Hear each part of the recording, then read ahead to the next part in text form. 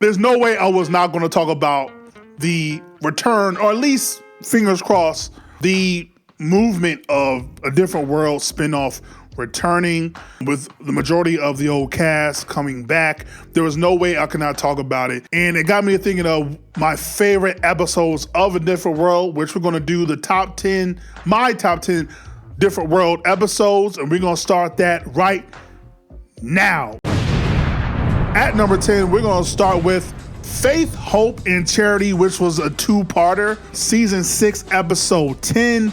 Whitley and Dwayne Wayne are married, and for the first time since them getting hitched, the moms of both Dwayne and Whitley come there to meet them, as well as try to break them up, which was led to all kind of hijinks. The mama hiring a fake actor or a fake spouse to try to break them up, which is wild. And of course, Mrs. Thing, Tyler Bell, Diane Carroll, just the whole interaction, and just, oh my God, it was comedy gold. They're fighting over who should do the turkey, how you should do the turkey, and all these different things. We really got to see Diane Carroll and Patti LaBelle just alone. It's so dope to me and crazy, just so entertaining. Number 9, Original Teacher, Season 6, Episode 11, where Freddie gets these juvenile delinquents for troubled youth. These kids, which are crisscross, are assigned to teacher Dwayne Wayne at Hillman. Bro, this episode is so pivotal because it really breaks down the mentality of gang banging and how kids get into gang banging, their mentality, how they don't feel like they have anything to live for, gang rivals of different neighborhoods, and how that makes sense but doesn't make sense in the grand scheme of things. Dwayne Wayne going to one of the boys' fathers, almost getting smoked out, and Whitley being like, 5 minutes. Like, just that whole interaction of Dwayne Wayne and the father, the whole moment to like, what makes someone deserve to get smoked? And one of the dudes is like, but someone's in your face, and Dwayne Wayne like this, like just the way he went in, like this, huh? You gonna smoke me, huh? Like just the rap between Colonel Taylor and Mr. Gaines, they was the bugging.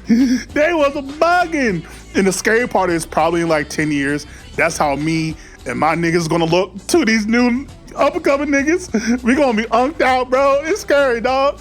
It's crazy getting old. But no, that whole episode was crazy. 8, we have none other than No Means No, Season 2, Episode 20, where Freddie is dating this guy that doesn't understand that no means no. That doesn't mean be aggressive. That doesn't mean try to force your way into some hoochie coochie.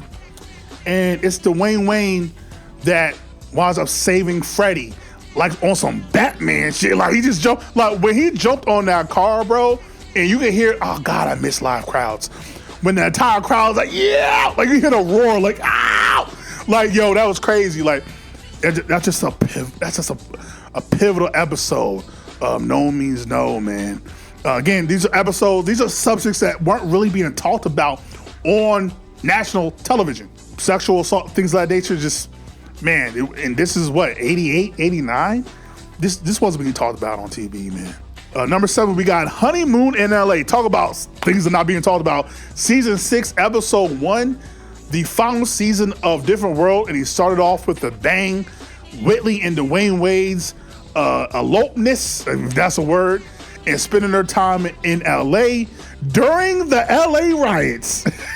After assaulters, the cops get off during the Rodney King trial, and they break that down and break down how people feel. And you have some people that feel like Rodney King deserved what he got. Some people feel like it's on the prosecution. Some people feel like it was on the defense.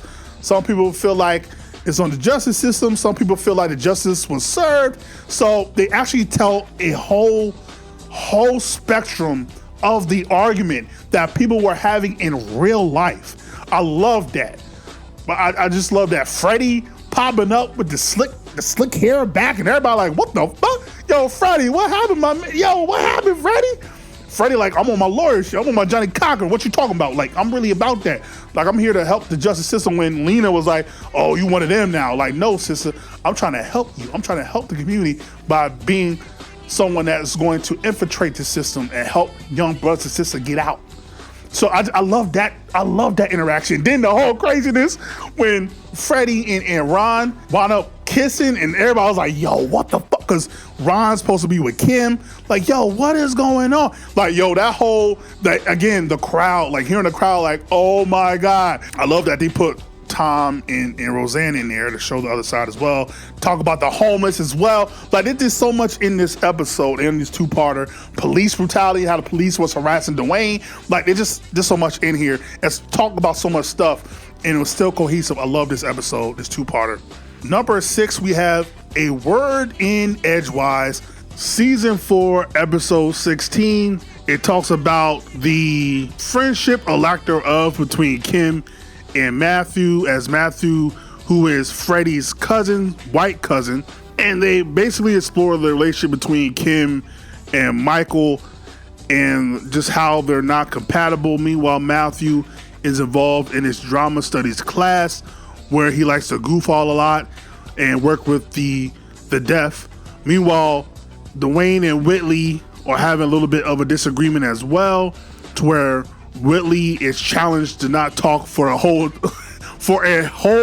entire 24 hours, where Jasmine Guy basically has to solely rely on her facial expressions and physical comedy. I think this is one of the most underrated episodes of the entire series of A Different World. Again, Michael, I think, is also underrated in terms of his presence in season 4, who is Freddie's cousin. And I think this might be controversial. I don't know. I think he should have lasted the entire rest of the series. I think him and Freddie has so much great chemistry as kind of the off the wall, quirky, corny, earthy, funny cousin tandem that, God, anytime they're on screen together, it's just magic. And I really wish Michael would have stayed on that show the entire time. It's fine. Like, I understand it's supposed to be all black everything, but Michael just fit the cast and fit the show so well because Michael was just being himself, and he also has self-awareness and emotional intelligence to be like, I know I'm a corny white guy with no ass, but I'm still gonna be me. And that's what Kim had to realize. And I think it would have been dope to see Kim and Michael basically live out the rest of the series as boyfriend and girlfriend, maybe even get married, way more than them doing Kim versus Ron, which never makes sense to me. But anyway, going back to the actual episode, I think the highlight, of course, of the episode is when Michael and his mans, who is deaf, does a rap where I can't hear you louder. It was so dope. Everyone's in a pit. Ron is playing the drums.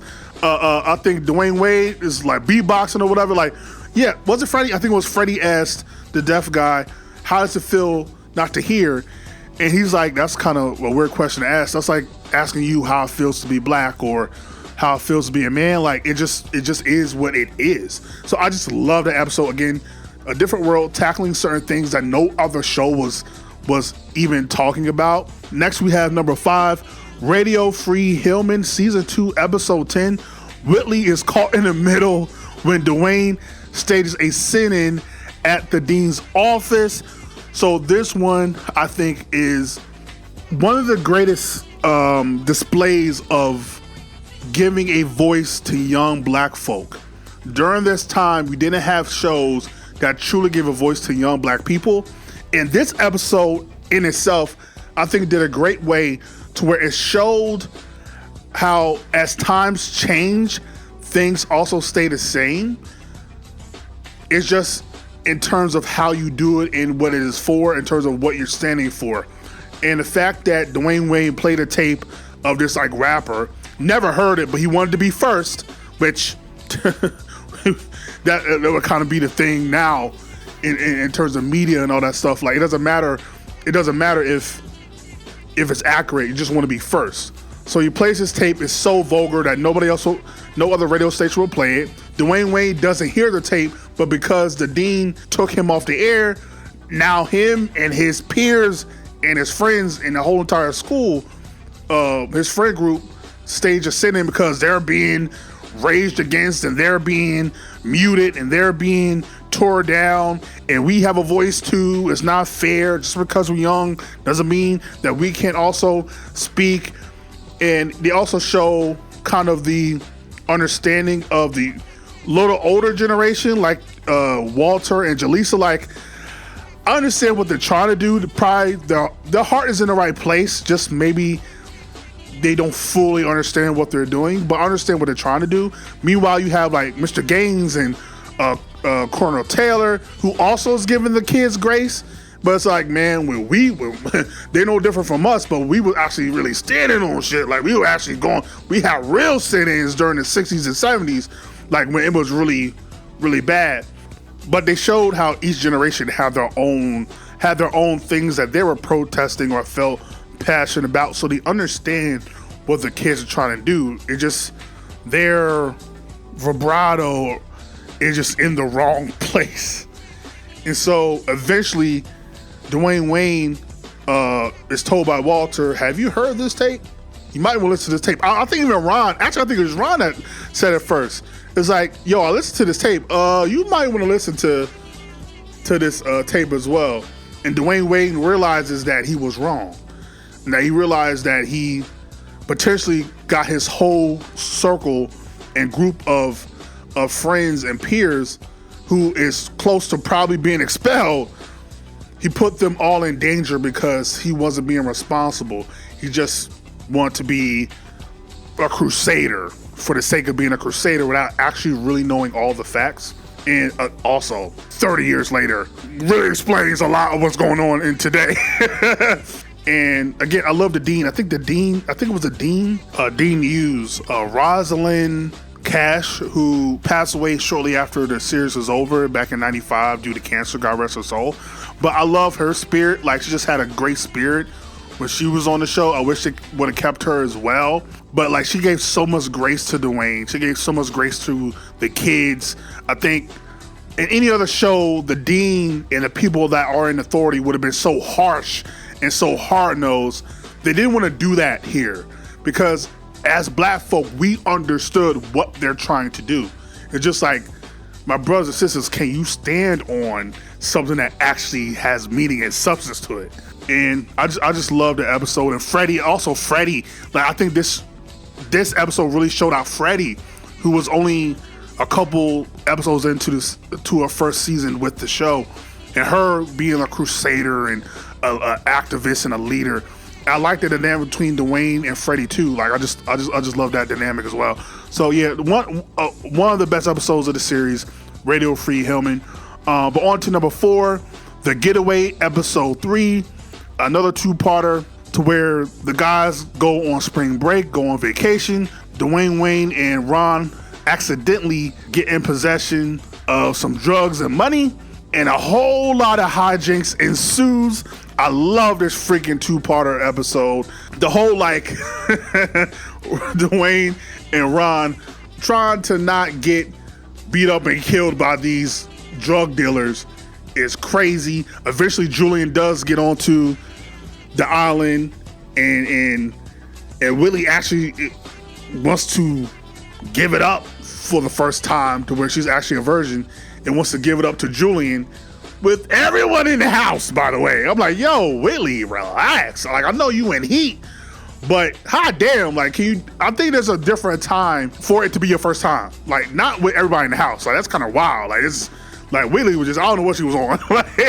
But yeah, she was definitely part of the goon squad.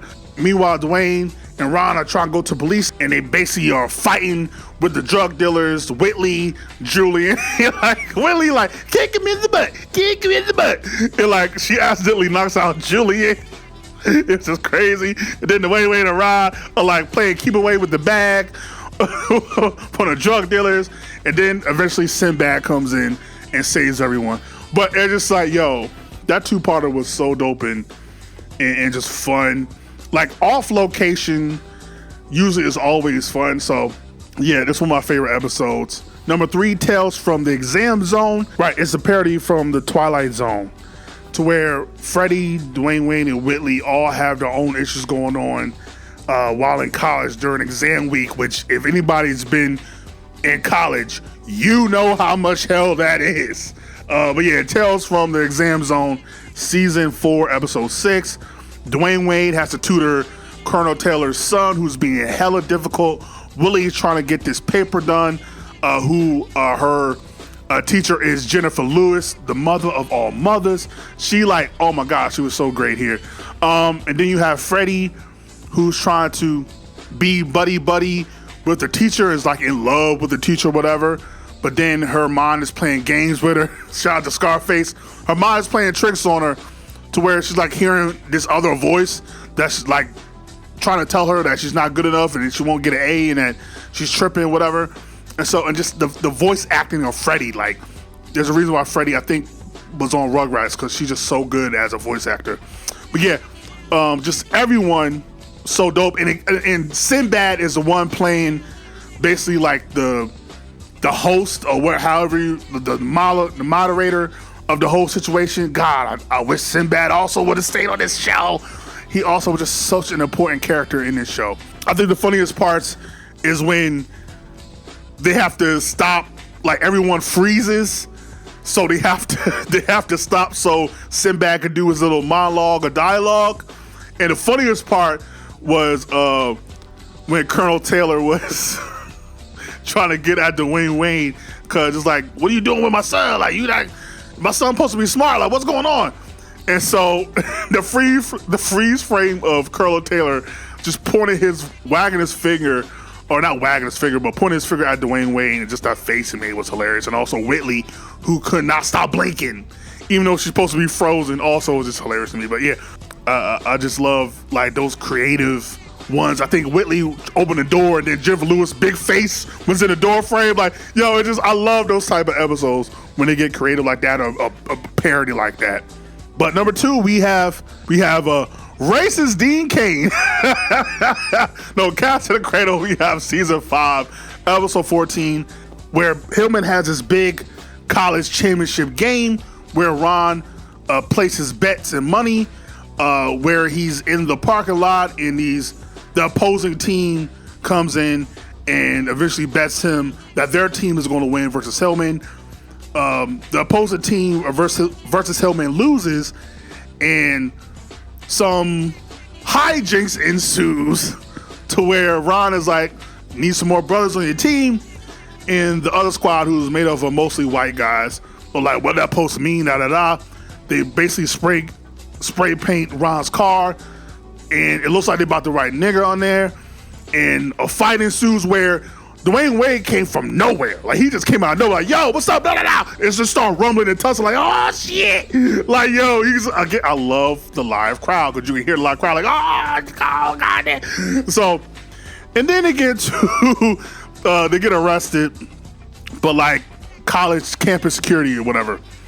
And they're in the jail cell, and they're giving their perspective of what happened, to where, according to the white guys, Ron and Dwayne Wayne were a bunch of thugs and gangsters that were being disrespectful. Meanwhile, according to Ron's version of events, it was Ron and Dwayne Wayne that were being so soft and non-confrontational. And it was just funny, because that's what is the typical like sitcom trope, but it was just so funny how they acted out the same scene like 3 different times. It's a great commentary on how no other sitcom was doing this, to where they were having real discussions about how blacks and whites felt about each other, to where the whites are like, why can't y'all just sit down somewhere and get it from the mud, and why can't y'all just make it from where you come from, instead of always complaining and being lazy all the time? I'm an educated black man, your worst nightmare, punk. Like, that right there, the whole crowd was like, yeah, nigga, what you talking about, nigga? Yeah, like, I'm an educated black man, your worst nightmare, punk. Dean Cain's character was like, man, my grandparents came from another country. They came here and built it from the ground up. Why can't y'all do that? And Dwayne Wayne was like, yo, My parents were born here and built this country, son. What you talking about? Like, my ancestors built this country, and we still don't get much respect as y'all do. Don't talk to me about building from the ground up. Like, what you talking about, nigga? We built this country. Like, I just love that conversation that is still happening today. 30 plus years later, which is sad and scary. Damn near 40 years later, we're still having these same discussions between black and white and immigrant and non-immigrant. Like, it's just crazy. And that's a whole nother video in regards to why do we keep being in this constant loop of this freaking conversation. But I love that episode. That has to be top 5, no debating. But number 1, I think we all know what number 1 is. Save the best for last. Episode 5, the season 5 finale, as Whitley prepares life with Byron, who's just got voted in as mayor, and is going to leave Dwayne Wayne at the altar. And Dwayne Wayne is conflicted for the entire time about whether he should even go to the wedding or not. And we all know the final scene where Dwayne Wayne walks up to Whitley. At first he gets cold feet. Before we even get to that, I love the wedding. This is probably my favorite wedding of any sitcom ever, because during the wedding, when the Rev is going off and doing his speech and everything and talking about love and need to cherish one another, everybody's having their own thoughts and saying what the crowd is feeling from